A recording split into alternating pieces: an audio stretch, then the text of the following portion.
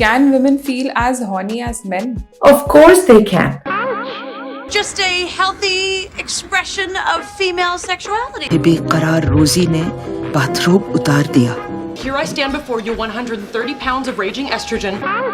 Data put together by journalist Danielle in his book What Women Want suggests that women are equally, if not more, horny than men, and that our libidos are intense. And yes, hormones do control our horniness, as Dr. Nivedita will explain it. Women have two hormones, estrogen and progesterone. And these hormones kind of do this in women. So they don't feel horny the same way all along. They feel very horny at some part of their cycle and they may not feel so horny in some part of their cycle. But the question that I am trying to raise here today is that do women have a level playing field to manifest that horniness?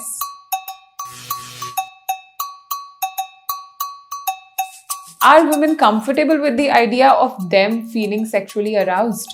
Can we strip female desire from its social context, the cultural setting? Who gets to decide whether or not we can feel horny?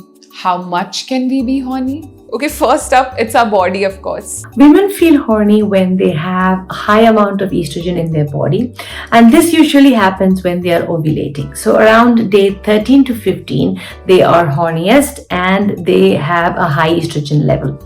Again, they also feel really horny after or the day the period has begun, because what happens is when they are PMSing or before their period, the progesterone is actually high, and when the progesterone drops, that's when the person has a period, and that is when the estrogen level again comes back to a normal range and they actually feel horny around that range. So period sex is actually really important for women because they feel extremely horny around their periods. But is this it? क्या सिर्फ हमारी body ही control करती है या हमारा mind भी involved है इसमें? Our social conditioning that prevents us from following our desires. Let's try and unravel some reasons why you stop yourself from embracing your sex drive. First is the thinking that's been fed into us कि sex सिर्फ reproduction के लिए है. शादी से पहले कुछ मत करो एंड शादी के बाद जब बच्चा पैदा हो गया तो फिर क्या करने की जरूरत है ये सब. Second is sex shaming, that only sluts love sex or that it is a male thing. Shame is closely linked to sex in our society. Many of us are taught that women should not have sex outside the bounds of love or marriage, and that a woman who has lots and lots of sex or enjoys the sex she has is a slut. And on the flip side, लड़के जो बहुत करते हैं, they are real men. What logic? Third is that we don't talk enough about it and hence this topic has always been a big taboo. लड़कियां इसके बारे में आपस में भी बात करने में काफी बार शर्माती हैं, जबकि लड़के बिंदास होकर अपने सारे सेक्सुअल एक्सपीरियंसेस एक दूसरे को बताते हैं and often in a way that is degrading to women. And women, even when we talk about it in Next is that a lot of people dismiss women's desires by saying women's bodies are a mystery.